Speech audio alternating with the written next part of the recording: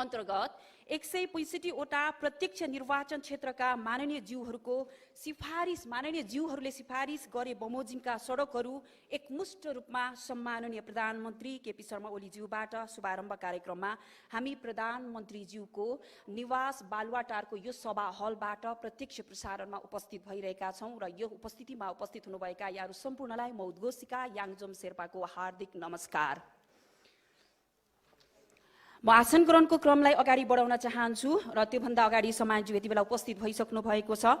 आसन ग्रहणको क्रममा माननीय भौतिक पूर्वाधार तथा यातायात मन्त्री बसन्त कुमार नेम्बाङज्यू कृपया डाइसमा म अनुरोध गर्न चाहन्छु र सम्माननीय प्रधानमन्त्रीज्यू यति बेला हलमा प्रवेश गरिसक्नु भएको छ। यहाँलाई म डाइसमा आइदिनु हुनको लागि अनुरोध गर्दै सँगसँगै कृपया प्राविधिकमा रहनुभएका आसन ग्रहणलाई पुनः जोड्ने छु। म राष्ट्रिय गानमा सबैजना सरिक भइदिनु हुनको लागि म हार्दिक अनुरोध गर्न चाहन्छु।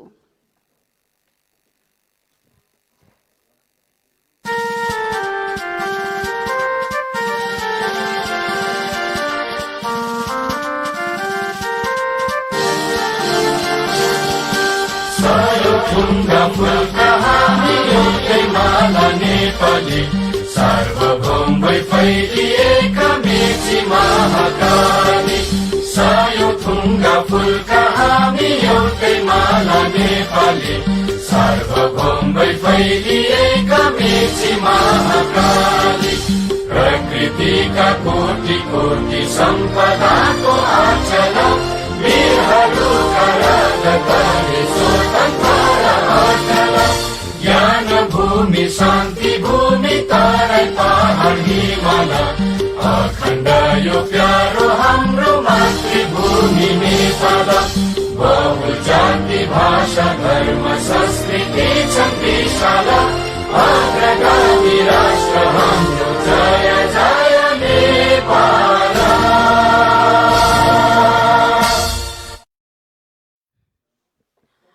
नेपाल टेलिभिजनबाट प्रत्यक्ष प्रसारण हेरिरहनुभएका सम्पूर्ण दर्शक महानुभावहरू, श्रोताहरू र विभिन्न सञ्चार माध्यमहरूबाट हेरिरहनुभएका यहाँहरू सम्पूर्णलाई यति बेला हामी कार्यक्रमको शुभारम्भ कार्यक्रममा उपस्थित भएर पनि सम्माननीय प्रधानमन्त्री केपी शर्मा ओली उपस्थित भइसक्नु भएको छ। कृपया एकपटक उहाँको स्वागतको निम्ति जोरदार तालीको म अपेक्षा गर्न चाहन्छु। धन्यवाद। आसन ग्रहणकै क्रमलाई म पुनः उहाँहरू आएर बसिसक्नु भएको छ, उहाँहरूको नाम म जोड्न चाहन्छु। माननीय उप प्रधानमन्त्री ईश्वर पोखरेलज्यू, धन्यवाद। संविधान सभा अध्यक्ष माननीय सुभाष चन्द्र नेम्बाङज्यू, धन्यवाद। माननीय गृह मन्त्री श्री राम बहादुर थापा बादलज्यू र मैले यस कार्यक्रमका विशेष गरी जुन मन्त्रालयको आज कार्यक्रम हुन गइरहेको छ उहाँको नाम अघि नै उद्घोष गरिसकेकी छु, माननीय भौतिक पूर्वाधार तथा यातायात मन्त्री बसन्त कुमार नेम्बाङज्यू,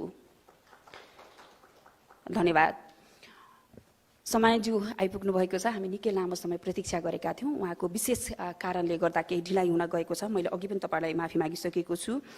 अब भने आसन ग्रहणकै क्रमलाई म अगाडि बढाउन चाहन्छु। नेपाल सरकारका माननीय मन्त्रीज्यूहरू, नेपाल सरकारका माननीय राज्य मन्त्रीज्यूहरू, सम्माननीय प्रधानमन्त्रीज्यूका प्रमुख राजनीतिक सल्लाहकार ज्यूहरू तथा अन्य सल्लाहकार ज्यूहरू जो जति उपस्थित हुनुभएको छ, राष्ट्रिय योजना आयोगका उपाध्यक्ष डाक्टर पुष्पराज कडेलज्यू, सायद उहाँ आउनुभएको छैन होला, माननीय प्रतिनिधि र राष्ट्रिय सभाका सदस्यज्यूहरू, श्रीमान मुख्य सचिवज्यू, प्रदेश सभाका सदस्यज्यूहरू, श्रीमान सचिवज्यूहरू,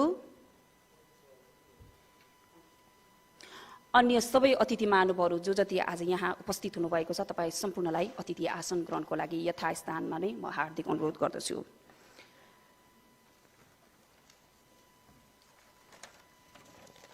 र आजको यस कार्यक्रमको विषयमा भौतिक पूर्वाधार तथा यातायात मन्त्रालयका मन्त्रीज्यूले नै विस्तृत रूपमा जानकारी गराउनुहुनेछ। त्यसैले हाम्रो कार्यक्रम अत्यन्तै छोटो रहेको छ र यसै क्रममा आजको यस शुभारम्भ कार्यक्रममा सहभागी हुनुभएका तपाईँ सम्पूर्णलाई स्वागत गरिदिनु हुनको लागि, स्वागत मन्तव्य राखिदिनु हुनको लागि माननीय भौतिक पूर्वाधार तथा यातायात मन्त्री बसन्त कुमार नेम्बाङज्यूलाई म हार्दिक अनुरोध गर्न चाहन्छु।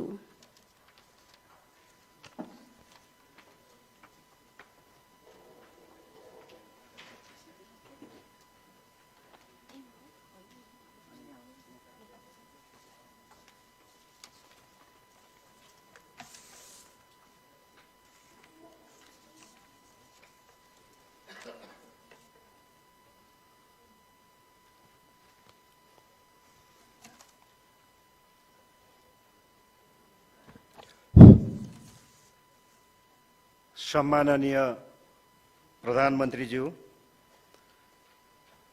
माननीय उपप्रधानमन्त्रीज्यू, मन्त्रीज्यूहरू, संविधान सभाका अध्यक्षज्यू, राज्य मन्त्रीज्यूहरू, राष्ट्रिय योजना आयोगका उपाध्यक्षज्यू,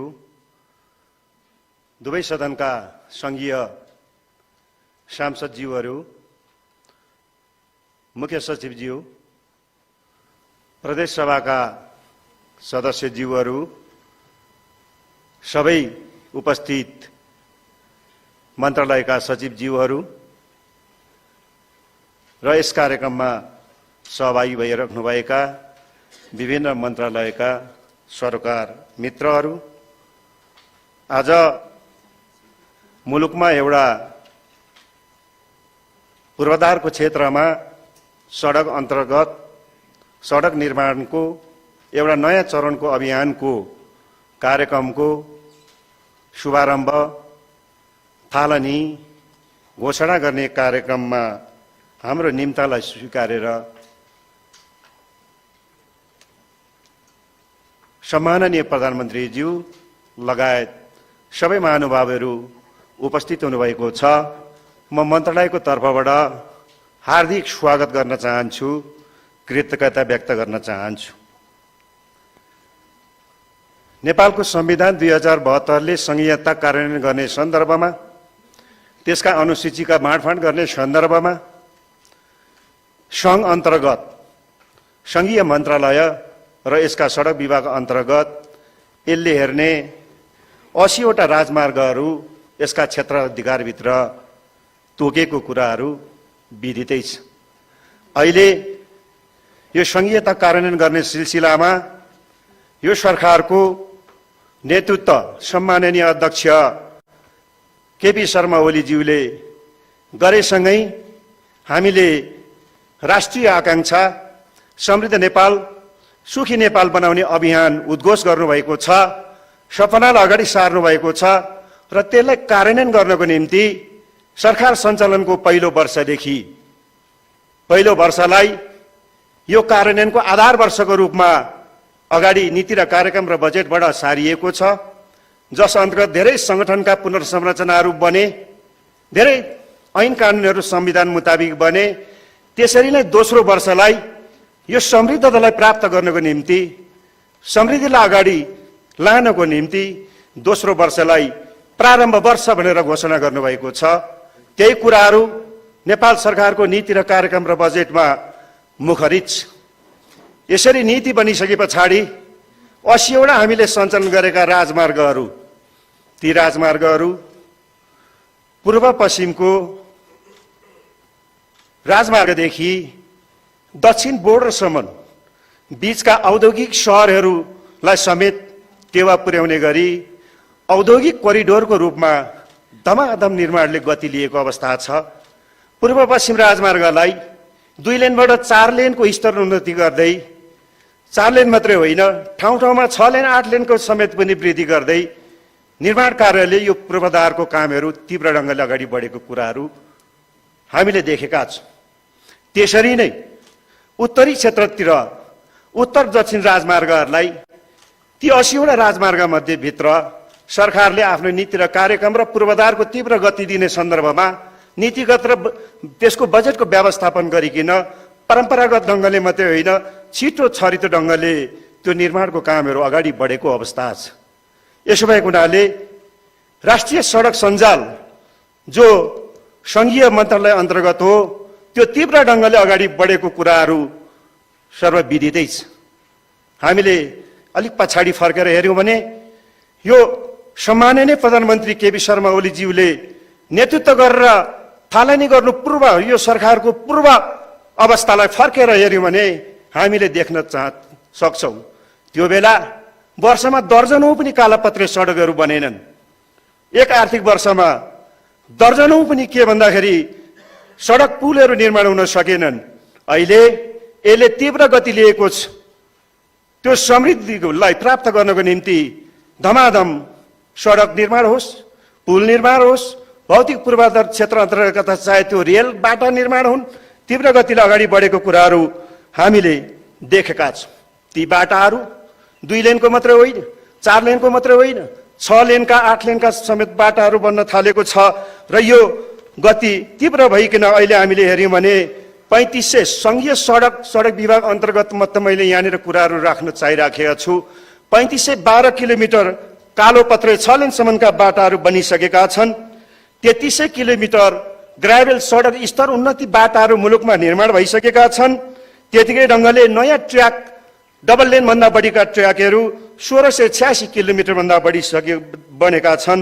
यसलाई हामीले प्रतिदिन हेऱ्यौँ भने सङ्घीय सडकले मात्रै सडक निर्माण थालनी गरेर तीव्रता दिँदा जस प्रतिदिन 6.5 किलोमिटर बाटाहरू निर्माण भएको अवस्था छ। यति मात्रै होइन, विगतमा दर्जनौं पुलहरू बन्न सक्दैन त्यो वर्षमा। अहिले यो 3 वर्ष यता अहिले आइपुग्दाखेरि यो सडक पुल निर्माणले तीव्रता पाएको छ।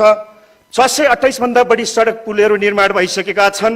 हामीले हिसाब गर्यौँ भने प्रत्येक 2 दिनमा सङ्घीय सडक अन्तर्गत बनेका सडक पुलहरू 2 दिनमा एउटा पुलहरू धमाधम निर्माण भएर भौतिक पूर्वाधार निर्माणको क्षेत्रमा एउटा फड्को मारेको अवस्थाहरू जगजाहेर छ। यति भइकन पनि हामीले यति गर्दै पनि राष्ट्रिय राजनीतिकमा राष्ट्रिय 80 वटा राजमार्गलाई तीव्रता दिँदै पनि यसले राष्ट्रिय सडक सञ्जाललाई तलसम्म खास गरेर 2 देशका बोर्डरसम्म यसले विस्तार गर्न नसकेको अवस्था भने विद्यमान अवस्था छ। त्यसो भएको हुनाले राष्ट्रिय राजमार्गको निर्माण सञ्चालन सँगसँगै हामीले प्रदेशको राजधानी जोड्ने, जिल्ला सदरमुकाम जोड्ने, पर्यटकीय हिसाबले महत्त्व रहेका ठाउँहरू र एक निर्वाचन क्षेत्रबाट अर्को निर्वाचन जोड्ने र एउटा जिल्लाबाट अर्को जिल्ला जोड्न र राष्ट्रिय राजमार्गले प्रदेशद्वारा सञ्चालन हुने राजमार्गले स्थानीय तहद्वारा निर्माण गर्ने राजमार्गले समेट्न नसकेका कुराहरू रणनीतिक बाटो मार्फत हामीले सुरुवात गर्न आज सम्माननीय प्रधानमन्त्रीज्यूको बाहुलीबाट यस कार्यक्रमको घोषणा शुभारम्भ गर्न हामीहरू अगाडि गइरहेका छौँ। यो गर्न पूर्व नीतिगत रूपमा सरकारले विगतका आर्थिक वर्षहरू 76, 77, 78बाट आफ्ना नीति र बजेट र कार्यक्रममा एउटा रणनीतिक निर्वाचन क्षेत्रको बाटोहरू अत्यावश्यक छ, वाञ्छनीय छ भन्दै प्रत्येक वर्ष आफ्ना कार्यक्रम र घोषणा गर्दै आयो। यस आर्थिक वर्षमा पनि बजेट सम्मको विनियोजन भयो। त्यसो भएको हुनाले यो रणनीतिक बाटोको आवश्यकतालाई महसुस गरेर अहिले भर्खरैको मन्त्री परिषदको बैठकबाट यसलाई सुव्यवस्थित ढङ्गले यो रणनीतिक महत्त्वको बाटोलाई मुलुकमा निर्माण गरेर व्यवस्थित ढङ्गले 3 वर्षभित्र सम्पन्न गर्नको निम्ति एउटा निर्वाचन क्षेत्र रणनीतिक सडक मापदण्ड 2077 समेत मन्त्री परिषदबाट पारित भइसके पछाडि यसका निश्चित क्राइटेरियाहरू छन्, निश्चित यसका आधारहरू छन्, निश्चित मापदण्डहरू छन्, निश्चित समय सीमाहरू छन्। सबैलाई व्यवस्थित गर्नको निम्ति मन्त्री परिषदले मापदण्ड पारित गरिसके पछाडि 165 वटा निर्वाचन क्षेत्रका रणनीतिक बाटोहरू त्यसका निश्चित छान्ने आधारबाट छानिसके पछाडि यसको रकमको व्यवस्थापन गरिसके पछाडि अर्थ मन्त्रालयमा LMBSमा समावेश भइकन अगाडि बढिसके पछाडि आज ती छानिएका 165 निर्वाचन क्षेत्रका 165 वटा रणनीतिक बाटाहरूको शुभारम्भ, त्यो कार्यक्रमको शुभारम्भ घोषणा आज हुने कार्यक्रममा हामी अगाडि गएका छौँ। योबाट लाभान्वित हुने सबै त्यस भेगका दाजुभाइ दिदीबहिनीहरूलाई मन्त्रालयको तर्फबाट बधाई दिन चाहन्छु र यो महत्त्वपूर्ण कार्यक्रम जसले राष्ट्रिय सडक सञ्जालमा 2210 थप 2 लेनको कालोपत्रे 3 वर्षभित्र वृद्धि गर्छ र हाम्रो चाहिँ आधारशिलाहरू हाम्रो कनेक्टिभिटीलाई अगाडि बढाउँछ। यस्तो महत्त्वपूर्ण कार्यक्रममा समय दिनुभएर सम्माननीय सभामुखले अहिले यसपछि यो बाटोको शुभारम्भ कार्यक्रमको घोषणा गर्दै हुनुहुन्छ। म मन्त्रालयको तर्फबाट सम्माननीय प्रधानमन्त्री श्री केपी शर्मा ओलीज्यूलाई हार्दिक कृतज्ञता समेत व्यक्त गर्न चाहन्छु, चढाउन चाहन्छु र स्वागत गर्न चाहन्छु। लगायत सबै मञ्चमा आसीन तल रहनुभएका सबै विशिष्ट महानुभावलाई मन्त्रालयको तर्फबाट स्वागत पुनः एकपल्ट गर्दै मेरो भनाइलाई अन्त्य गर्न चाहन्छु। धन्यवाद।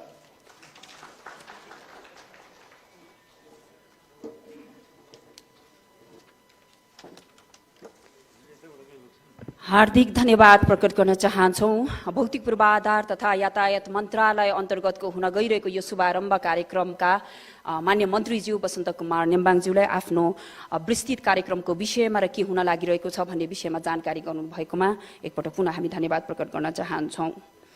अब भने मैले अघि भनिसकेको छु कार्यक्रम छोटो रहेको छ, त्योभन्दा थोरै प्रसङ्ग जोड्न चाहन्छु।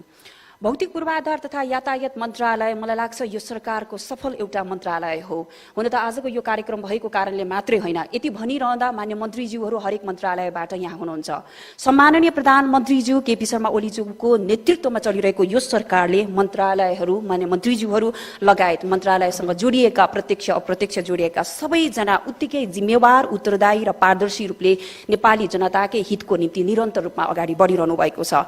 सबै मन्त्रालयहरू यो सरकारका मन्त्रालयहरू जनताप्रति समर्पित रहेर अगाडि बढिरहेको विकासको लक्ष्यलाई विशेष गरी सम्माननीय प्रधानमन्त्रीज्यूको राष्ट्रिय नारा रहेको छ समृद्ध नेपाल सुखी नेपालीको यो अभिभारलाई सफल पार्न तपाईहरूको एकदमै महत्त्वपूर्ण योगदान रहेको छ र यो निरन्तरता रहिरहोस्। एकपटक जोरदार तालीले यो सफल बनाउनको लागि म तालीको पनि अपेक्षा गर्न चाहन्छु। धन्यवाद छ। आजका हाम्रा प्रमुख अतिथिज्यूलाई जानकारी पनि गराउन चाहन्छौँ। आजको यस शुभारम्भ कार्यक्रममा हामीले एउटा श्रव्य दृश्य अडियो भिडियो बनाएका छौँ र जसको स्विच अन गरेर उहाँले शुभारम्भ कार्यक्रम गर्नुहुनेछ। यसका लागि म अनुरोध गर्न चाहन्छु सामान्य प्रधानमन्त्रीज्यू कृपया स्विच अन गरी निर्वाचन क्षेत्र रणनीतिक सडक विकास कार्यक्रमको शुभारम्भ गरिदिनु हुनको लागि म हार्दिक अनुरोध गर्न चाहन्छु र त्यो स्विच उहाँले हातमा लिइरहनु भएको छ। स्विच अन हुने बित्तिकै कृपया तालीले स्वागत गर्नुहोला। त्यसपछि हामी श्रव्य दृश्यमा सहभागी हुनेछौँ।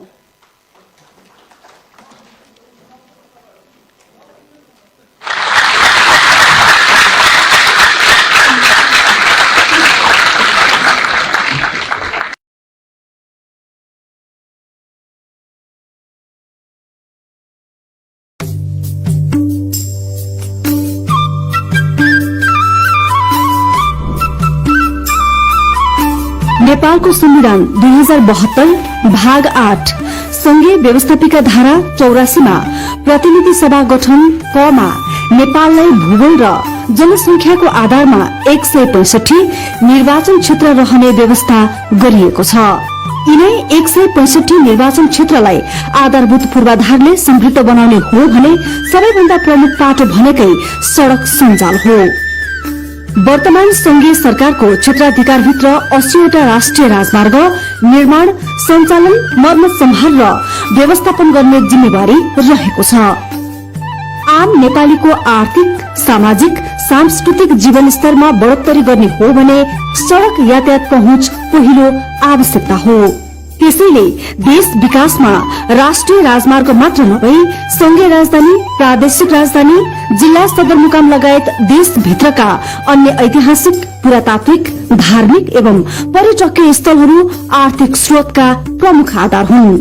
यस्ता सामरिक स्थलहरूसँग प्रत्यक्ष सड़क सञ्जाल जोडी दिगो रूपमा सञ्चालनमा ल्याउन आवश्यक भएको देखिन्छ। त्यसैले निर्वाचन क्षेत्र रणनीतिक सड़क निर्माण तथा सञ्चालन मापदण्ड अवधारणा त्यसैको सार्थकता हो।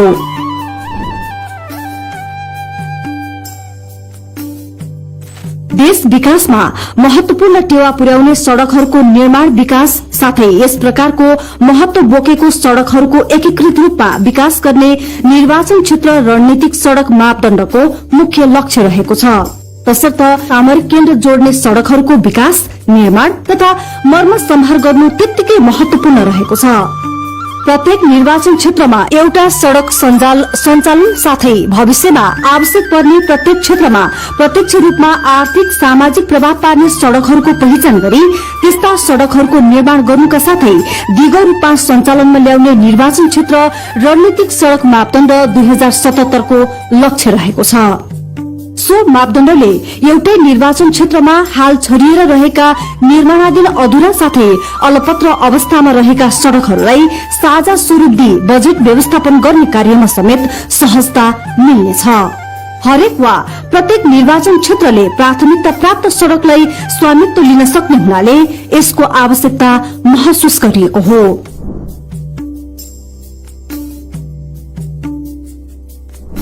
निम्न उल्लेखित आधारमा सम्बन्धित निर्वाचित संघीय सांसदले आफ्नो निर्वाचन क्षेत्रको एक सड़क पहिचान गरी भौतिक पूर्वाधार तथा यातायात मन्त्रालयमा अनुरोध गर्नुपर्नेछ। क आर्थिक सामाजिक विकास कृषि तथा औद्योगिक विकासमा टेवा दिने सड़क। ख राष्ट्रिय राजमार्गसँग जोडिएर सड़क सञ्जालको क्षमता वृद्धि गर्ने सड़क। ग अन्तर्राष्ट्रिय सीमानासँग जोडिएका सड़कसँग जोडिने निर्वाचन क्षेत्रभित्रको सड़क।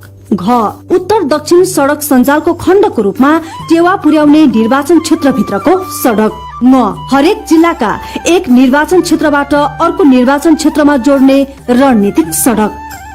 च निर्वाचन क्षेत्रबाट जिल्ला सदरमुकाम जोड्ने रणनीतिक सड़क।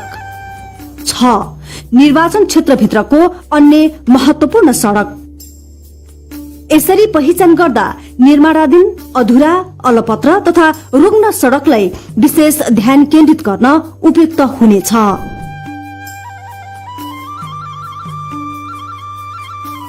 यस मापदण्ड बमोजिम बढीमा 3 वर्षभित्र सम्पन्न हुन सक्ने विस्तृत आयोजना इन्जिनियरिङ प्रतिवेदन डीपीआर डीईआर ले औल्याएको कुल लागत तपसिल उल्लेख भए अनुसारको हुनुपर्नेछ।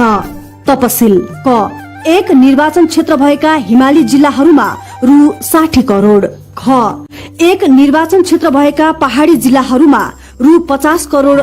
ग 2 निर्वाचन क्षेत्र भएका 21 जिल्लाहरूमा रु 40 करोड़ प्रति निर्वाचन क्षेत्र। घ 3 निर्वाचन क्षेत्र वा बढी भएका 20 जिल्लाहरूमा रु 25 करोड़ प्रति निर्वाचन क्षेत्र। न काठमाडौँ जिल्ला प्रति निर्वाचन क्षेत्र रु 20 करोड़। यसरी यो कार्यक्रम अन्तर्गत 165 वटै निर्वाचन क्षेत्रमा अन्दाजी 2210 किलोमिटर सड़क कालोपत्र स्तरमा निर्माण हुनेछ र सोको लागत अन्दाजी 57 अर्ब 10 करोड़ रुपियाँ हुने अनुमान गरिएको छ।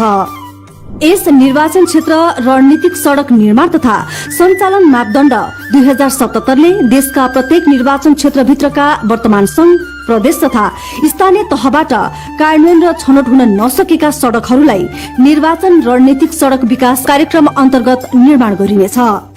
यसरी निर्माण गरिएको आधारभूत भौतिक संरचनाले गर्दा नेपाल सरकारको समृद्ध नेपाल सुखी नेपाली भन्ने नारालाई साकार बनाउने सुनिश्चित देखिन्छ।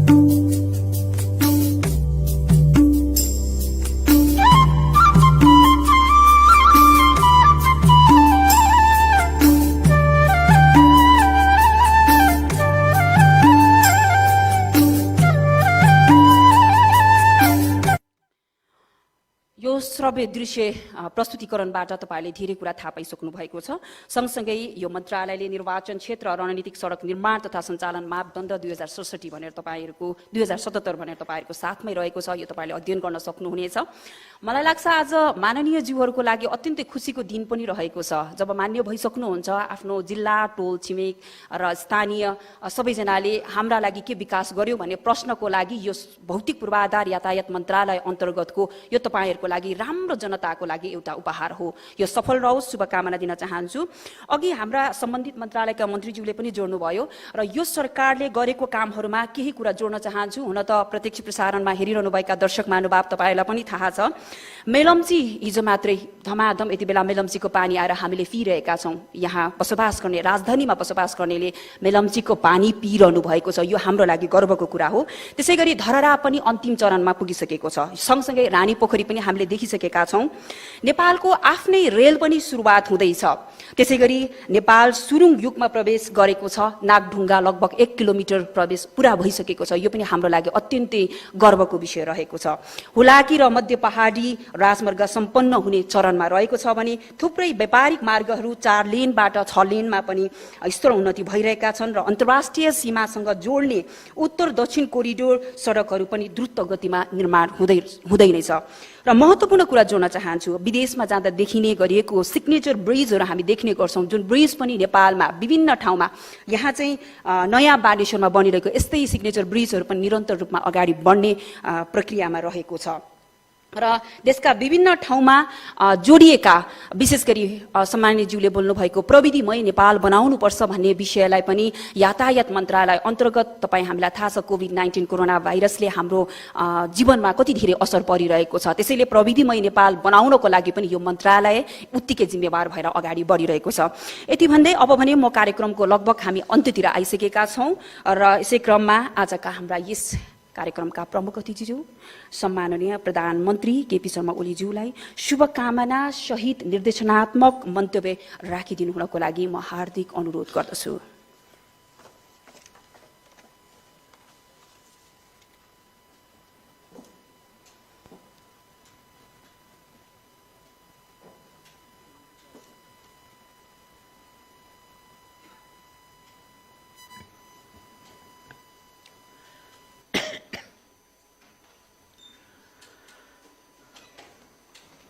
माननीय भौतिक पूर्वाधार मन्त्रीज्यू, जसको नेतृत्वमा आज यो कार्यक्रम आयोजना भएको छ,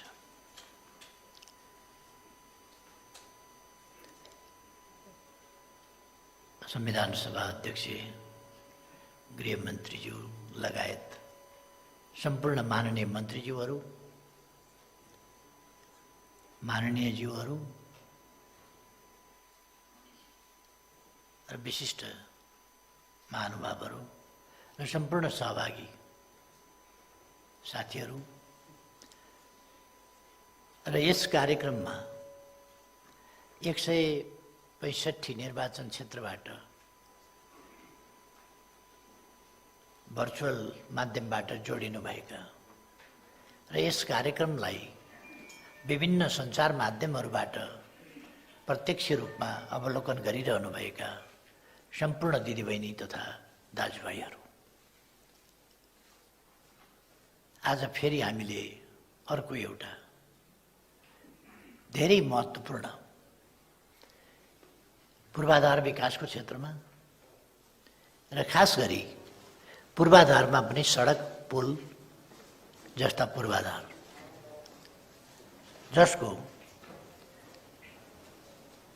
देशको सामाजिक र आर्थिक जनजीवन र विकाससँग प्रत्यक्ष र ज्यादै महत्त्वपूर्ण सम्बन्ध रहेको छ। त्यस्तो कार्यको हामीले प्रारम्भ गरेका छौँ। यति बेला म खुसी व्यक्त गर्न चाहन्छु।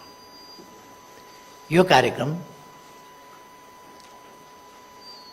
57 अरब 10 करोडको लागतमा 3 वर्षभित्र अर्थात् 80 सालभित्र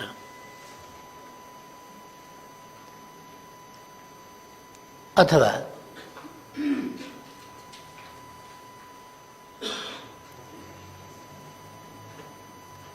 लगभग यो कति 80-81 आर्थिक वर्ष पर्छ क्या हो, त्यसको प्रारम्भमा सकिने गरी हामी सुरु गरिरहेका छौँ र यसले कमसेकम डबल लेनको 2 लेनको जस्तो अघि हामीले विभिन्न सडकहरू कस्तो कस्तो हुन्छ, कुन कुन मापदण्डमा पर्छ भनेर पनि हेऱ्यौँ। त्यस्ता सडकहरू हामी 2210 किलोमिटर कालोपत्र गर्दैछौँ। कि अन्तर्जिल्ला जोड्छ त्यसले, कि सदरमुकामसँग जोड्छ, कि हाइवेसँग जोड्छ, अथवा त्यसले रणनीतिक महत्त्व राख्छ। त्यस्ता सडकहरू 165वटा सडकको हामीले भर्खरै शिलान्यास गऱ्यौँ र 3 वर्षभित्र ती पुरा हुँदैछ। म यस कार्यलाई तीव्रताका साथ अगाडि बढाउन र भनिएको समयभित्र गुणस्तरीय काम सम्पन्न भएको हेर्न चाहन्छु। जनताको चाहना पनि त्यही हुन्छ। हाम्रा कार्यक्रमहरू प्राय समयमा सम्पन्न नहुने गरेका छन्। त्यस स्थितिलाई हामीले अन्त्य गर्नुपर्दछ। पुँजीगत खर्च नहुने गरेको छ। हाम्रो कार्यक्षमतामा गम्भीर न्यूनता देखिएको छ। हाम्रो कार्य तदारुकतामा कमी देखिएको छ। त्यसकारण हामीले यो तत्परतामा पनि वृद्धि गर्नुपर्नेछ र हाम्रो कार्य सम्पादन क्षमता त्यसमा पनि वृद्धि गर्नुपर्नेछ र समयमा पुँजीगत खर्च गरेर आयोजनाहरू समयमै वा सोभन्दा अगावै तर गुणस्तरीयतामा कम्प्रोमाइज हुन सक्दैन। त्यसमा कुनै सम्झौता हुन सक्दैन। गुणस्तरीय हुनुपर्दछ। र म सम्बन्धित मन्त्रालय र विभागलाई र अरू सम्बन्धित सबै सरोकारवालाहरूलाई आग्रह गर्न चाहन्छु कि यसको रेखदेख गरौँ, काममा डिस्टर्ब नगरौँ। हामीले हाम्रा कुनै निकायले कुनै संस्थाले पनि केही काम गर्दा जिम्मेवार भएर गर्नुपर्छ। हामीले एउटा काम रोक्ने आदेश दियौँ भने त्यसले के कुरामा असर पार्दछ, कति समय असर पार्दछ, त्यसले कार्य सम्पादन गर्ने समयलाई कति पर धकेल्छ र त्यो काम सम्पन्न हुन कति पछि मात्रै सक्छ, त्यसको सम्पूर्ण तत्कालको प्रत्यक्ष आर्थिक क्षति र परोक्ष ढङ्गले भन्ने हो भने त्यसबाट प्रकट हुने विकासको गतिमा पार्ने प्रतिकूल असर, यो सबै कुराहरूलाई हामीले ध्यान दिनुपर्छ। चाहे हाम्रा संसदीय समिति हुन्, संसदीय समितिले अन्धाधुन्ध ढङ्गले एउटा समितिले पनि बोलाएको छ, छानबिन गरेको छ, अर्काले पनि आदेश गरेको छ, अर्कोले पनि आदेश गरेको छ। त्यसैमा अनेक समितिले छानबिन गर्छ, अनेक समितिले बोलाउँछ, अनेक समितिले आदेश दिन्छ र काम हुनभन्दा पहिले नै यो तरिकालाई पनि हामीले आफ्ना क्षेत्राधिकार र आफ्ना कामको असर जस्ता पक्षहरूलाई पनि गम्भीरतापूर्वक हामीले ध्यान दिनुपर्छ। हामी संसदीय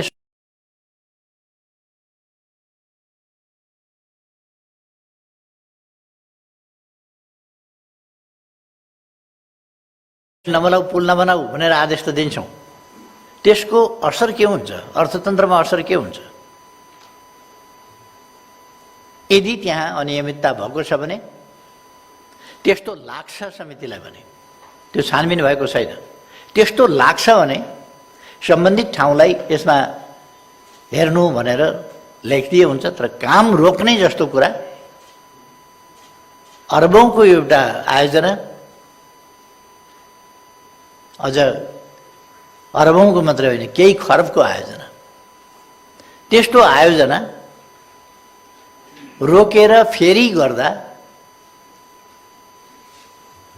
त्यसका लागि त्यसले पार्ने असर र परिणामहरू हेर्नुपर्छ। त्यसकारण हामीले काममा, मैले भन्न खोजेको कुरो के हो भने हामीले काममा कुनै प्रतिकूल असर पर्न दिनु हुँदैन। विकास निर्माणका कामहरूमा प्रतिकूल असर पर्न दिनु हुँदैन। चाहे हामी रोक्ने आदेश दिउँ, चाहे स्थगन आदेश दिउँ, राज्यका अधिकार प्राप्त निकायले पनि स्थगन आदेश दिने, तर त्यो स्थगन आदेशले गर्दा रोकिएको कुरा त्यसको असर के छ र त्यो स्थगन आदेश दिने हो भने त्यसको सकेसम्म छिटो निरूपण गर्ने, सकेसम्म विकास निर्माणका काम चालू राखेर छानबिन गर्ने जस्ता कुराहरू हुनुपर्ने, यतातिर म सबैको ध्यान आकर्षण गराउन चाहन्छु। किनभने विकास सरकारको मात्रै सरकारको होइन, राज्यका सबै अङ्ग, सबै निकाय र सबै तह, सबै सङ्घ संस्था सबैको यो साझा सरकारको विषय हो।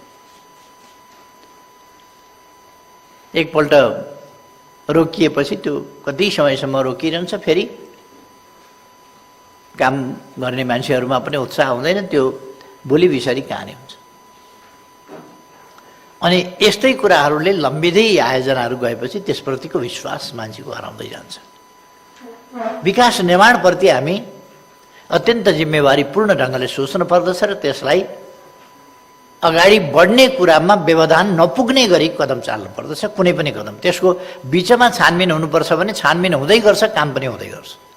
दोषी कोही पाइयो भने दोष अनुसारको दण्डको भागी हुन्छ। तर विकास निर्माणको काममा अवरोध भयो भने त्यसले स्वाभाविक रूपमा बहुआयामिक क्षति पुर्याउँछ। भर्खरै हामीले माननीय भौतिक योजना तथा पूर्वाधार मन्त्री वसन्त नेमाङजीबाट सुन्यौँ, यसबीचमा कति बाटाहरू निर्माण भएका छन्, कसरी निर्माण भएका छन्।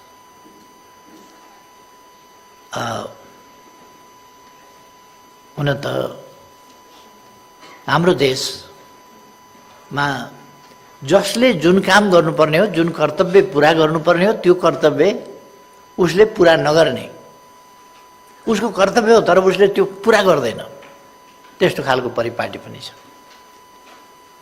बहुत आफूलाई स्थापित राष्ट्रको सबभन्दा ठुलो, बहुत लोकप्रिय, बढी बिक्ने भन्ने अखबारले काठमाडौँमा मेलम्चीको पानी आएको समाचार चाहिँ दिँदैन। प्रधानमन्त्रीको राजीनामा मागियो भनेर आजको माग्या हो र प्रधानमन्त्रीको राजीनामा मागै छ त। मागै पछि म कसरी दिन सक्छु भनेको, एक दिन एउटा राजीनामा हुन्छ, एउटाले माग्दैन, दुईटाले माग्दैन, एक दिन माग्दैन, 2 दिन माग्दैन, माग्या छ। ए बाबा हटाउनु त, समर्थन फिर्ता लिदेऊ भन्छु, त्यो पनि लिँदैन। अनि राजीनामा माग्छ, त राजीनामा त आइहाल्छ नि, समर्थन फिर्ता गर न। समर्थन फिर्ता पनि गर्दैन, राजीनामा माग्छ। राजीनामा दिनै पछि एकवटाले राजीनामा माग्छ, दिनै पछि प्रधानमन्त्रीको राजीनामा मागेको चाहिँ त्यो अखबारले छाप्छ, तर मेलम्चीको पानी आएको थाहा पाउँदैन। म कसैप्रति लक्षित गरिराखेको छैन, तर प्रवृत्तिको कुरा गरिराखेको छु। मेलम्चीको पानी काठमाडौँमा आयो, 8.5 लाख लिटर पानी वितरण भयो। हिजो सम्माननीय राष्ट्रपतिज्यूबाट शुभारम्भ भयो, 8.5 करोड लिटर हिजो आयो। अब 17 करोड लिटरमा हामी पुर्याउँछौँ र त्यसपछि सेकेन्ड फेजको याङ्ग्री लार्केको पनि हामी 3 वर्षभित्र ल्याउने गरी काममा लाग्छौँ। यो खबर बनेन, बन्दैन। पत्रकारिता काठमाडौँमा नै उसको संवाददाता छैन, काठमाडौँमा नै संवाददाता छैन। राष्ट्रपति प्रधानमन्त्री गएको ठाउँमा उसको संवाददाता पुग्दैन, लाइभ देखाएको हेर्न भ्याउने रिपोर्टर छैन। कस्तो राष्ट्रिय पत्रिका होला। यस्ता छन्, तिनीहरू आफै आफ्नो कामले आफै जनताका नजरमा मान हुँदै जालन्, मलाई केही छैन त्यसमा। तर यस्ताहरू छन्, मामुली कुराहरू उछाल्छन् तर ठुला कुरा उछाल्दैन। तिनीहरूले खबर पनि दिँदैनन् ठुला महत्त्वपूर्ण राष्ट्रिय महत्त्वका जनताका सरोकारका विकास निर्माणका युगान्तकारी युग परिवर्तनका कुराहरू दिँदैनन्। मेलम्ची काठमाडौँमा आउने भनेको एउटा युगान्तकारी कुरा हो। टनेलबाट खाने पानीको सप्लाई पहिलोपल्ट हो नेपालको हिस्ट्रीमा, टनेलबाट। दोस्रो, काठमाडौँ उपत्यका राजधानी, यसमा पानीको यति अभाव थियो, काकाकुल काठमाडौँ भनिन्थ्यो। त्यो काकाकुल काठमाडौँलाई तृप्त बनाउने काम भगीरथले गङ्गा ल्याए भने त सुनिया थियो, हामीले पनि मेलम्ची त ल्यायौँ नि त। खैर, विकास निर्माणका काममा हामी अगाडि बढिराखेका छौँ। भर्खरै मन्त्रीजीले भन्नुभयो, यहाँ मैले डाटाहरू यसो हेरेको छु। 74 फागुनमा यो सरकार बनेदेखि 75 असारसम्ममा कालोपत्रे सडक नयाँ निर्माण भएको वा स्तरोन्नति गरिएको 593 किलोमिटर, 75 श्रावणदेखि 76 असारसम्म 988 किलोमिटर, 76 श्रावणदेखि 77 आषाढ मसान्तसम्म 1081 किलोमिटर, 77 श्रावणदेखि 77 फागुन महिनासम्म 850 किलोमिटर। र यी 3 वर्षमा 74 फागुनदेखि 77 फागुनसम्मको कालोपत्रे सडक निर्माण वा स्तरोन्नति यो 3512 किलोमिटर। 3 वर्षमा यो 3512 किलोमिटर सडक कालोपत्र र सिंगल लाइन होइन, कमसेकम डबल लाइन गरिएको छ। ग्राभल सडकको स्तरोन्नति गर्दाखेरि 74-75 मात्रै भन्छु मैले, 676 किलोमिटर, 75-76मा 1363 किलोमिटर, 76देखि 77 757 किलोमिटर, 77 श्रावणदेखि फागुनसम्म 504 किलोमिटर, 3300 किलोमिटर अर्को ग्राभल स्तरको सडक निर्माण भएका छन्। माटे र ट्र्याक निर्माण कार्य सडक, माटे सडक र ट्र्याक निर्माणको काम 74-75मा 597 किलोमिटर, 75-76मा 440 किलोमिटर, 76-77मा 365 किलोमिटर र 77 साउनदेखि फागुनसम्म 284 किलोमिटर गरेर 1686 किलोमिटर ट्र्याक खोल्ने अथवा माटे सडक निर्माण गर्ने काम भएको छ। हामीले भर्खरै मात्रै पनि ती श्रव्य दृश्य उसमा हेऱ्यौँ।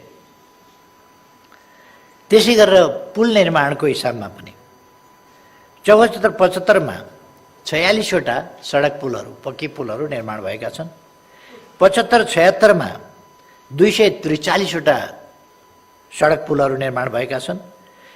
76-77मा 210वटा सडक पुलहरू निर्माण भएका छन्।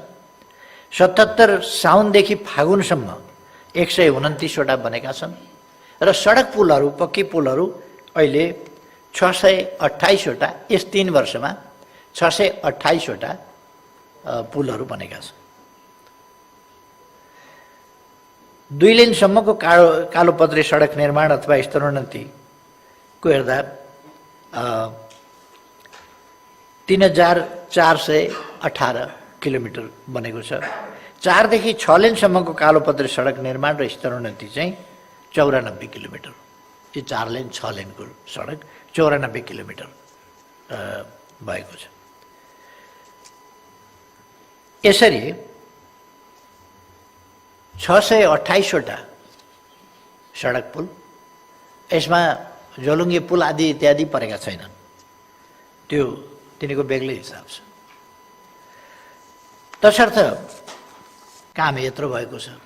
सडक यति धेरै, कालोपत्रे मात्रै 3512 किलोमिटर सडक यस बिचमा निर्माण भएको छ।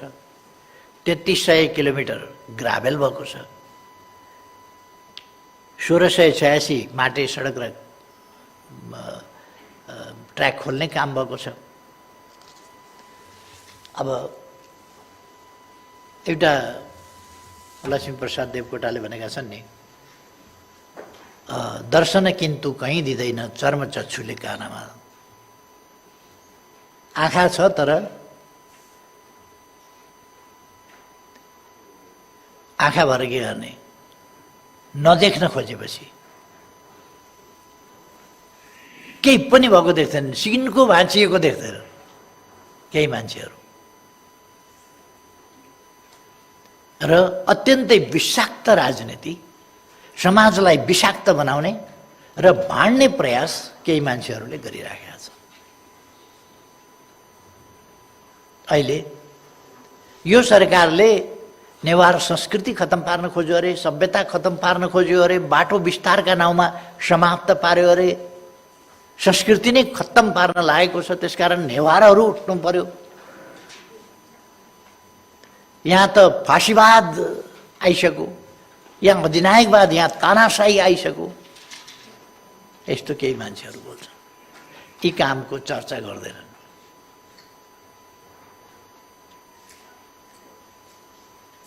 म त्यो कथा दोहोऱ्याउन चाहन्न। एउटा जनावर स्वर्ग गएछ, 84 व्यञ्जन दिए, नखाइकन पल्ला छेउ पुग्यो। योभन्दा बढी म भन्न चाहन्न। भेटेन खानेकुरा। अब केहीको यो मनोदशा मनोवृत्ति देखेर आश्चर्य लाग्छ। यो देश त हामी सबैको हो, हामी सबैको देश हो। हामी सब कति बेर को कहाँ छ भन्ने कुरा होइन। र अहिलेको सरकार देश बनाउने कुरामा समृद्ध नेपाल, सुखी नेपालीको उद्देश्य लिएर यसलाई जनताको सपना, जनताको आकांक्षा र यसलाई राष्ट्रिय आकांक्षाको रूपमा समृद्ध नेपाल र सुखी नेपाली, यहाँ हामी आज 165 वटा बाटाको एकैचोटि शिलान्यास गर्यौं।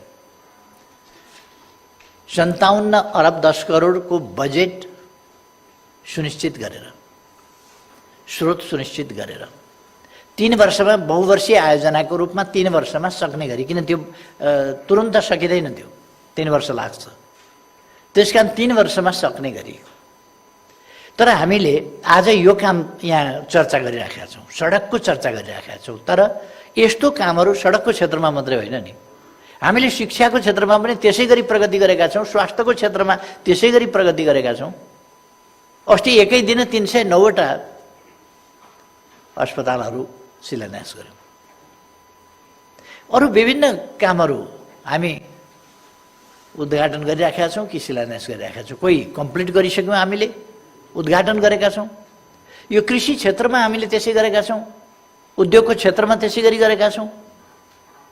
8 वटा ठुला औद्योगिक क्षेत्रहरू हामीले देशभरि सबै निर्वाचन क्षेत्रमा, 5 नम्बर क्षेत्रमा 2टा औद्योगिक क्षेत्र परेको छ, अरू निर्वाचन क्षेत्रमा 1-1 वटा परेको छ। अहिले नयाँ विशाल औद्योगिक क्षेत्रहरू हामीले स्थापना गर्न घोषणा गरेका छौँ र त्यसको शिलान्यास गरेका छौँ। अस्ति भर्खर फागुन 10 गतेदेखि 16 गतेसम्म एक ठाउँ, 8औँ चाहिँ हामीले फागुनको 21 वा 22 गते एउटा मोतीपुरमा चाहिँ अन्तिममा गऱ्यौँ, जहाँ विकास विरोधी तत्त्वहरूले त्यसलाई बिथोल्न खोजे, ढुङ्गा मुढा गर्न खोजे, वितण्डा मचाउन खोजे, विकास पनि गर्न पाइन्छ भनेर व्यवधान गर्न खोजे। तर पनि हामीले अगाडि बढायौँ र हामी विकासका कामहरूलाई अगाडि बढाउँछौँ। हामीले औद्योगिक ग्रामहरू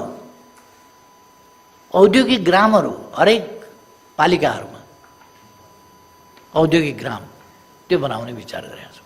हामीले केही कुराहरू सिस्टमेटाइज गर्न जरुरी छ। केही मान्यजीहरूले आफ्ना निर्वाचन क्षेत्रका कुरा उठाउनु भएको छ। सहरभित्र नहुनु पर्ने प्रकारका उद्योगहरू भए, प्रदूषणकारी उद्योगहरू भए, त्यस्ता प्रदूषणकारी उद्योगहरूलाई सहरभन्दा बाहिर लगियोस् र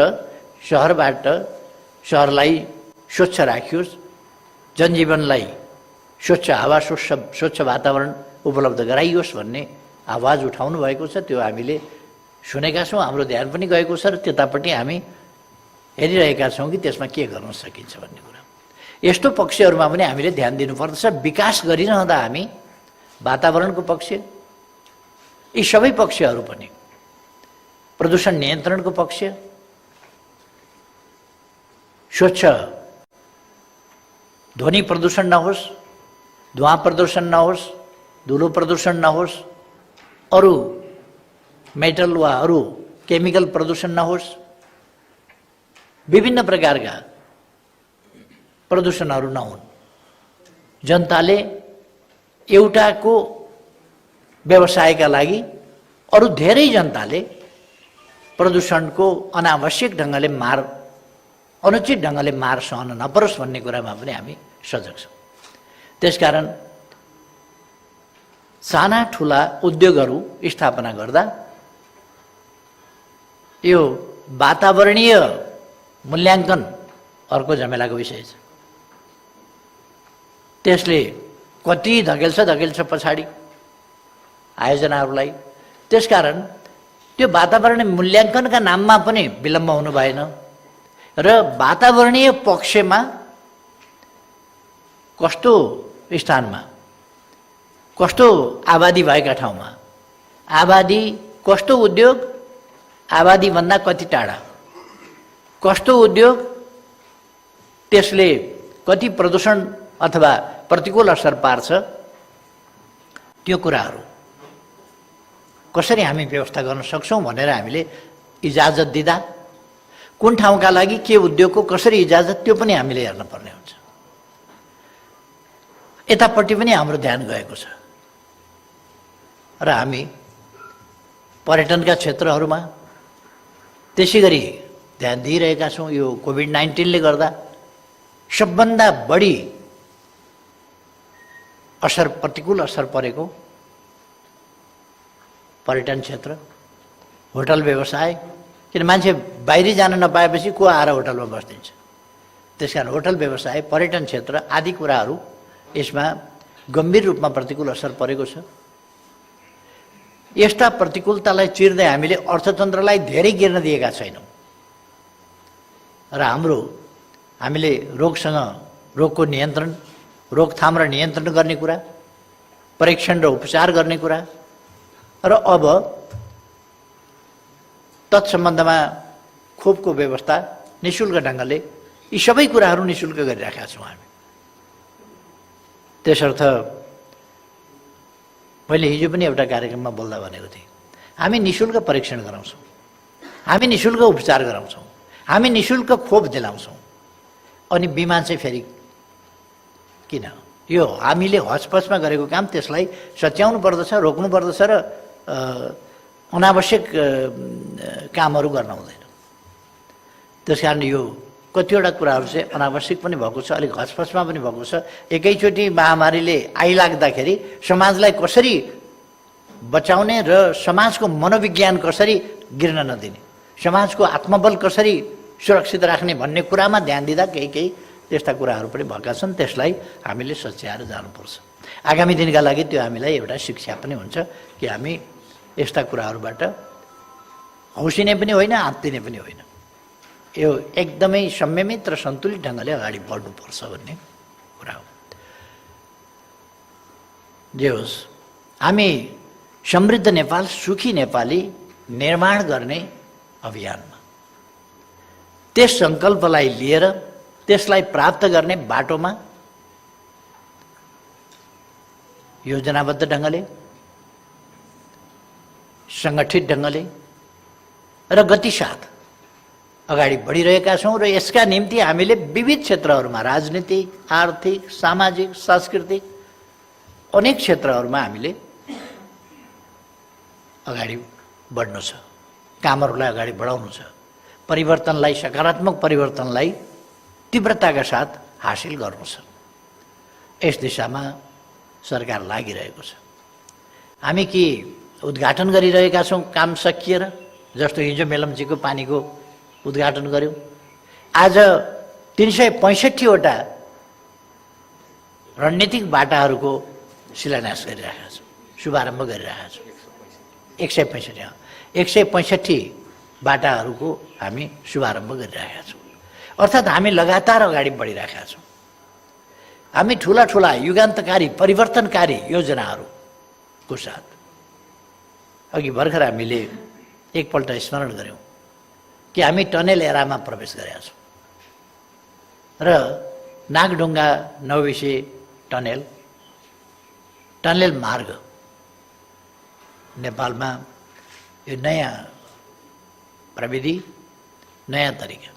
हामीले सिँचाइका लागि बेरी बबईबाट बोरिङ मेसिनबाट हामीले टनेल बनाउने, त्यसको गत वर्ष नै हामीले, गत वर्षभन्दा पनि अलिक बढी भइसक्यो, टनेल ब्रेक थ्रो गरेर निर्माण कार्यलाई अगाडि बढाइरहेका छौँ। अर्को पानी र विद्युत टनेलबाटै ल्याउने, पानी र विद्युत पनि उत्पादन गर्ने, सिँचाइ पनि गर्ने सुनकोशी मरिन डाइभर्सन हामीले अस्ति भर्खर शिलान्यास गऱ्यौँ। र सुनकोशी मरिन डाइभर्सन, त्यसबाट 31 मेगावाट विद्युत पनि निस्किन्छ र 185 बिघा 1,85,000 बिघा जमिन, 1,85,000 बिघा जमिन बारामा, रौतहटमा, सिराहामा,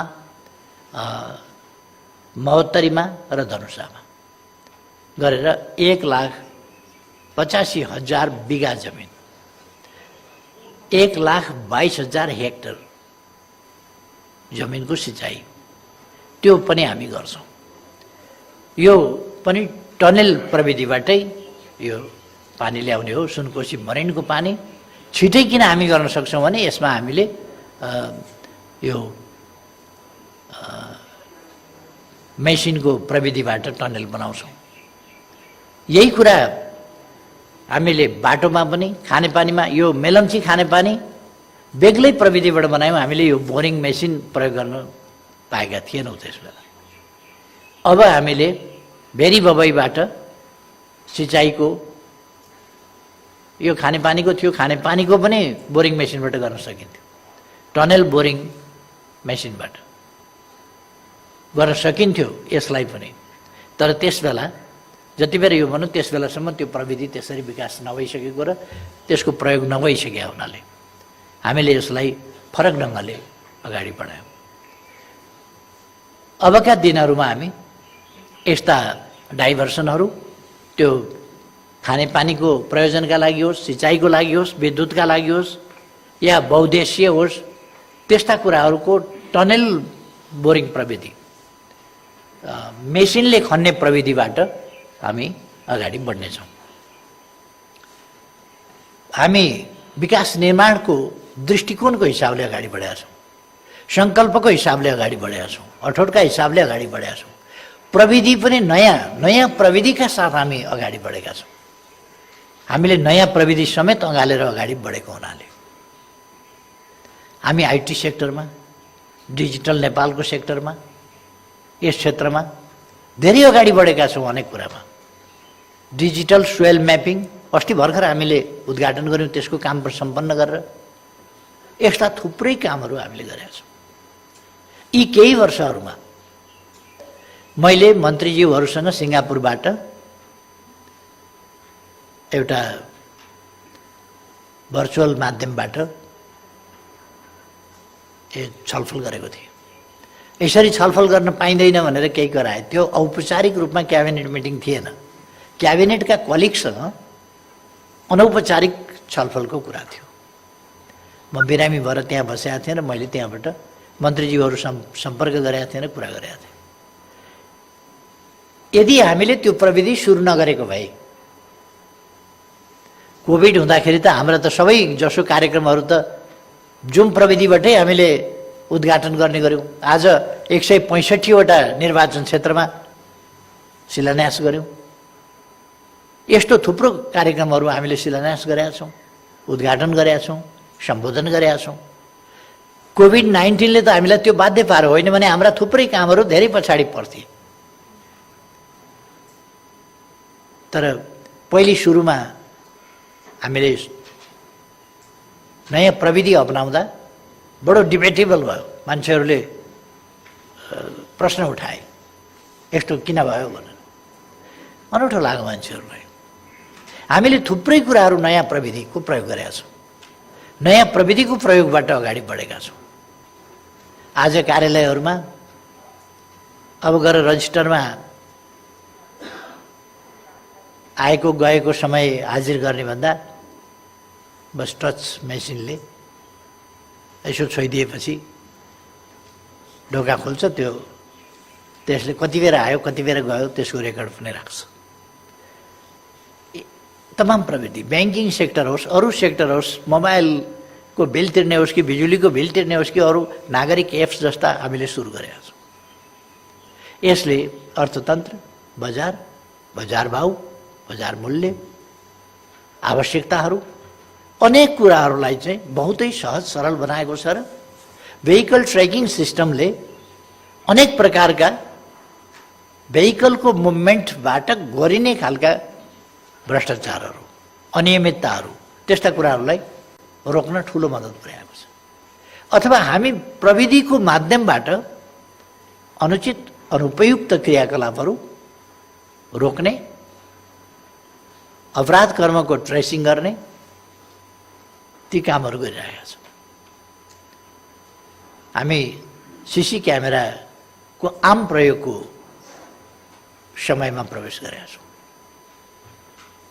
यस्ता थुप्रो नयाँ नयाँ कामहरू हामीले गरेका छौँ। त्यसमध्ये आज एउटा नयाँ काम,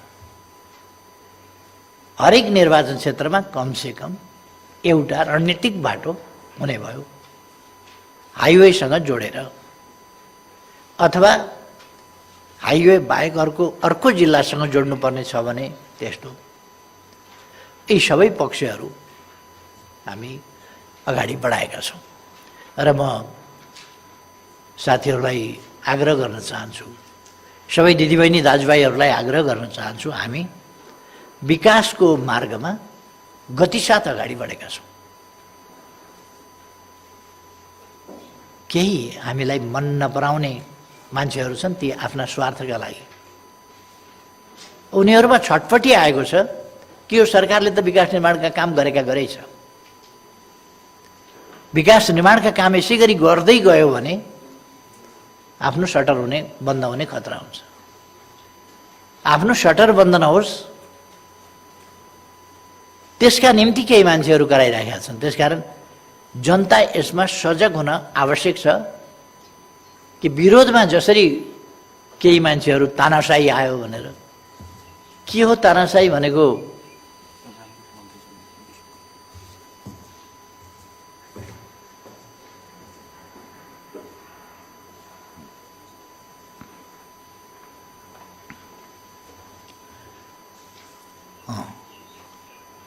यसरी यो फाँसीवाद भनेको शब्द बुझेर बोले हो कि नबुझिकन बोले हो? के हो फाँसीवाद भने? जसले फाँसीवाद छ अहिले भने त्यही मान्छेले फाँसीवाद ल्याउन खोजेका थिए। संविधानले शान्तिपूर्ण परिवर्तनको बाटो दिएपछि पनि जनताको अभिमत, जनताका बीचमा जाने लिगल, कानुनी र प्रणालीगत व्यवस्था खुल्ला भएपछि पनि जनतालाई भड्काएर उचालेर लोकतन्त्रका विरुद्ध केही गर्नुपर्ने आवश्यकताको नेतृत्व जो मान्छेले गर्छ लोकतन्त्रका विरुद्ध, उसैले भन्छ कि यहाँ फाँसीवाद हो, यहाँ तानाशाही भयो, यहाँ अधिनायकवाद भयो। नबुझेर बोले जस्तो लाग्यो मलाई। म दाजुभाइ दिदीबहिनीहरूलाई आग्रह गर्न चाहन्छु, यस्ता भ्रमपूर्ण कुराहरूबाट मैले विश्वास गरेको छु, यो जनताले पत्याएको पनि छैन, पत्याउँदा पनि पत्याउँदैन, जनताले देखेको पनि छ, त्यसर्थ यस्ता कुराहरूबाट भ्रमित हुनुपर्ने कुनै आवश्यकता छैन। हाम्रो ध्यान विकासमा हुनुपर्दछ, हाम्रो ध्यान अग्रगामी परिवर्तनमा हुनुपर्छ, जनतालाई अधिकार सम्पन्न बनाउने कुरामा हुनुपर्छ, जनतालाई अधिकारसम्म पुग्ने अवसर उपलब्ध गराउने कुरासँग हुनुपर्दछ हाम्रो ध्यान देशको हित र स्वाभिमान तलमाथि नपर्ने, त्यसको रक्षा हुने कुरामा हुनुपर्दछ।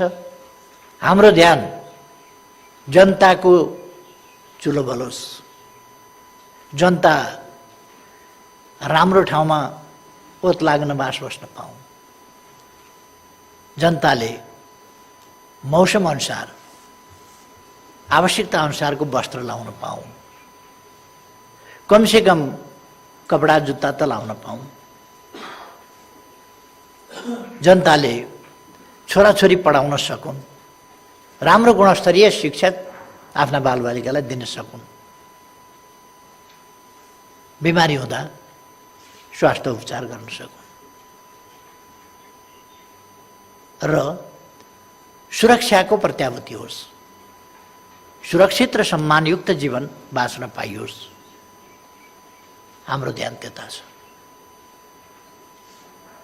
सामाजिक न्याय र समानता होस्, कोही बढी अधिकार सम्पन्न कोही कम अधिकार सम्पन्न नहोस्, सबैले समान अधिकार प्राप्त गरून्। हाम्रो ध्यान त्यतापट्टि छ र हाम्रो ध्यान त्यसै कुरामा केन्द्रित छ र हुनुपर्दछ। म सबैलाई आग्रह गर्न चाहन्छु, हामीले संलग्नता होइन, सत्य प्रति निष्ठा साथ अगाडि बढ्नुपर्छ। म फलानु ठाउँमा संलग्न छु, त्यसकारण त्यसको हितको लागि सत्य असत्य भन्ने कुराको मतलब छैन। संलग्नतालाई पछ्याउँछु भन्ने त्यो कुराहरू हामीले पछ्याउने होइन। संलग्नता होइन, सत्यको मार्ग। आजको आवश्यकता राष्ट्र निर्माणको आवश्यकता थियो। संसद यस्तै हो। संसद कहिले देशको आवश्यकता र संसदको गणित फरक पर्छ। कहिले कृत्रिम ढङ्गले केही मान्छेहरूले संसदीय अङ्कगणितलाई यताबाट उता उताबाट उता सार्दिन्छन्, मिलाइदिन्छन्। संसदीय अङ्कगणितले राष्ट्रिय आवश्यकताको सधैँ प्रतिनिधित्व गर्छ भन्न सकिँदैन। त्यस्तो भयो भने सार्वभौम जनताबाट संसदीय अङ्कगणित यदि अनुपयुक्त ढङ्गले त्यहाँ खेल भइरहेको छ र अनुपयुक्त ढङ्गले त्यसले अनुपयुक्त आकार लिइरहेको छ, त्यसले उपयुक्त आकार लिने सम्भावना कम छ या छैन, त्यस्ता अवस्थामा संसदीय अङ्कगणित देशको आवश्यकता, जनताको आवश्यकता, विकासका निम्तिको आवश्यकता र अनुकूलताका लागि ताजा जनादेशमा जानुपर्छ। पोलिटिक्स त्यो हो, कसैको स्वार्थ केन्द्रित, स्वार्थ निर्देशित होइन। देशको जनताको विकासको आवश्यकता, त्यो आवश्यकता अनुसारको अङ्कगणित हामीले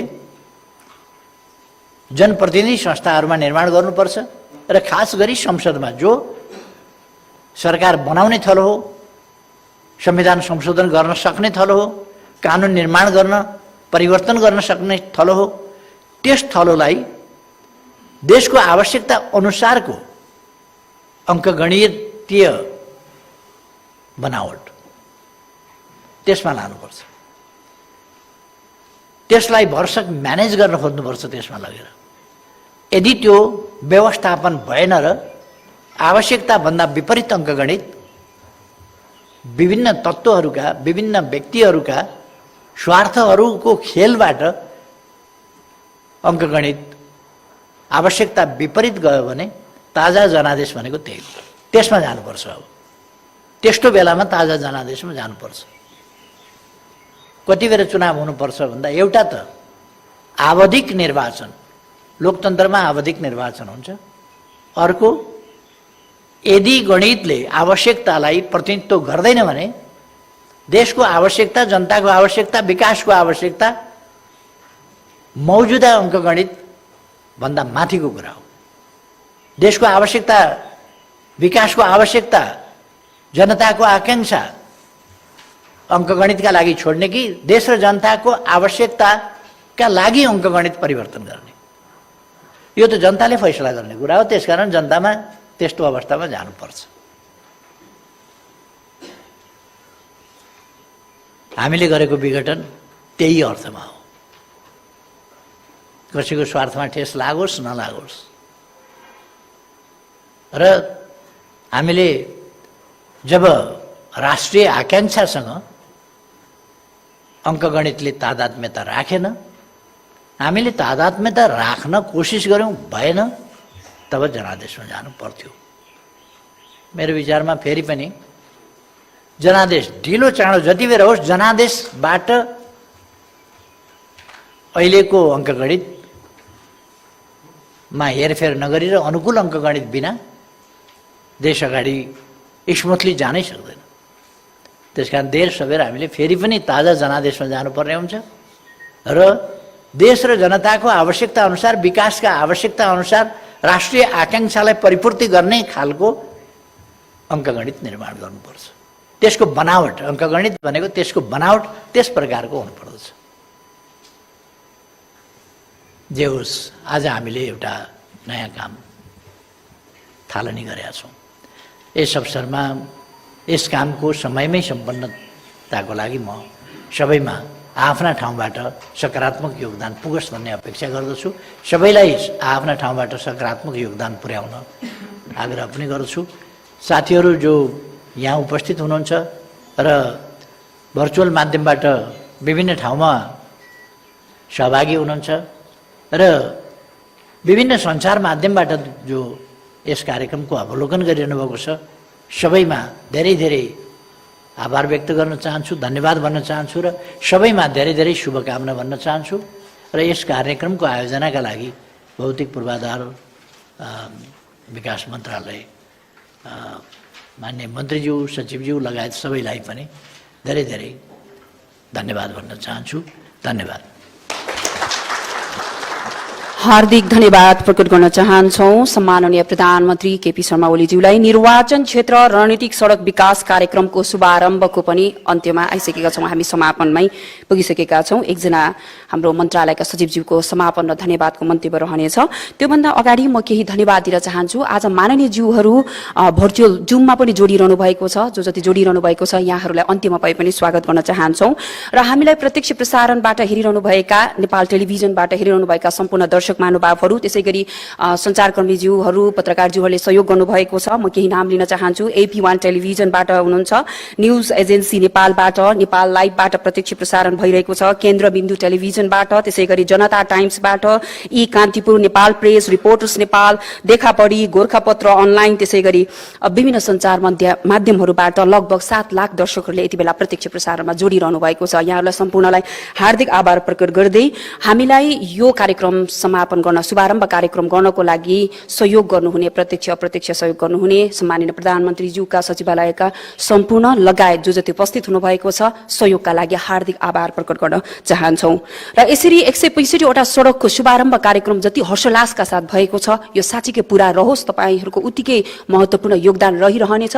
यो सरकार सफल बनाउनको लागि तपाईहरूको योगदानको उच्च कदर गर्दै, यहाँहरूलाई पुनः अनुरोध गर्दै सफल सरकार रहोस् भन्ने विषयमा सम्माननीयज्यूले धेरै कुराहरू डाटा नै बोलिसक्नु भएको छ। भौतिक पूर्वाधार मन्त्रालय अन्तर्गतको, यातायात मन्त्रालय अन्तर्गतको डाटा नै बोलिसक्नु भएको छ। नभएको कुरा त भन्ने होइन, भएकै कुरा भनिएको हो।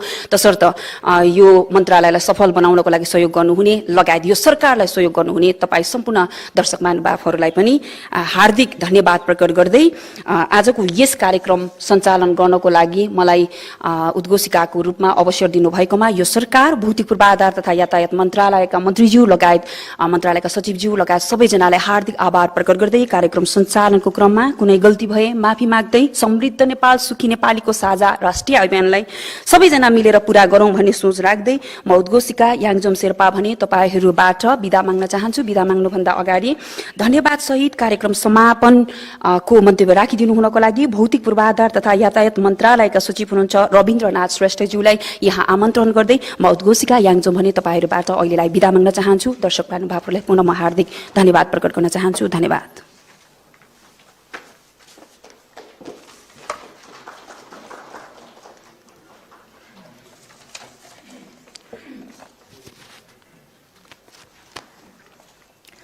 प्रमुख अतिथि सम्मानीय प्रधानमन्त्री श्री केपी शर्मा ओलीज्यू, संविधान सभा अध्यक्ष माननीय सुभाष चन्द्र नेम्बाङज्यू, नेपाल सरकारका माननीय मन्त्रीज्यूहरू, राज्य मन्त्रीज्यूहरू, सम्माननीय प्रधानमन्त्रीज्यूका राजनीतिक सल्लाहकार तथा अन्य सल्लाहकारज्यूहरू,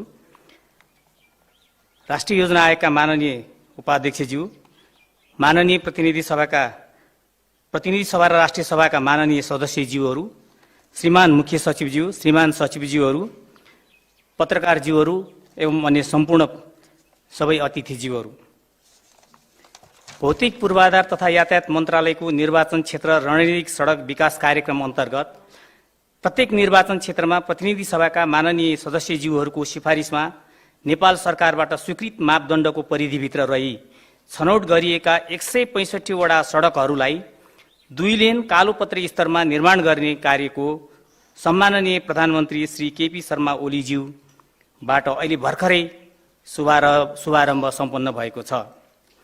यसको लागि भौतिक पूर्वाधार तथा यातायात मन्त्रालय र मेरो व्यक्तिगत तर्फबाट सम्माननीय प्रधानमन्त्रीज्यूप्रति हार्दिक कृतज्ञता प्रकट गर्दछु। समृद्ध नेपाल सुखी नेपालीको राष्ट्रिय आकांक्षा पूरा गर्न यो कार्यक्रम कोसे ढुङ्गा साबित हुने हामीले अपेक्षा राखेका छौँ। यो कार्यक्रमले प्रत्येक निर्वाचन क्षेत्रमा हाल छरिएर रहेका निर्माणाधीन, अधुरा र अल्पत्र सडकहरूलाई साझा स्वरूप दिई आर्थिक र सामाजिक प्रभाव पार्ने सडक सञ्जालको विकास हुनेछ। यो कार्यक्रम तोकिएको लागत, समय र गुणस्तर अनुसार सम्पन्न हुने कुरामा म यहाँहरूमा प्रतिबद्धता व्यक्त गर्न चाहन्छु। यस कार्यक्रमलाई सफलतापूर्वक सम्पन्न गर्न दृढ भएर अहोरात्र लागिपर्ने विश्वास दिलाउँदै यहाँ उपस्थित सबैको सहयोगको अपेक्षा समेत गरेको छु। हाम्रो छोटो समयको निमन्त्रणालाई स्वीकार गरी यहाँ पाल्नु भएकोमा माननीय उप प्रधानमन्त्रीज्यू, माननीय मन्त्रीज्यूहरू, माननीय प्रतिनिधि सभाका सदस्यज्यूहरू, राष्ट्रिय योजना आयोगका माननीय उपाध्यक्षज्यू, श्रीमान मुख्य सचिवज्यू, श्रीमान सचिवज्यूहरू, पत्रकार लगायत सबै अतिथिज्यूहरूमा हामी हार्दिक धन्यवाद दिन चाहन्छु। साथै कार्यक्रम सञ्चालनमा कुनै कमी कमजोरी अथवा त्रुटि भएमा क्षमा समेत माग्दछौँ र अन्तिममा पुनः एकपटक सम्माननीय प्रधानमन्त्रीज्यूलाई कार्यक्रमको भव्य शुभारम्भ गरिदिनु भई हामीलाई निर्देशन र हौसला प्रदान गरिदिनु भएकोमा हार्दिक कृतज्ञता प्रकट गर्दै धन्यवाद दिन चाहन्छौँ र यो कार्यक्रम यही समापन भएको निवेदन गर्दै चियापान कार्यक्रममा सरिक भइदिनु हुन समेत अनुरोध गर्दछौँ। धन्यवाद।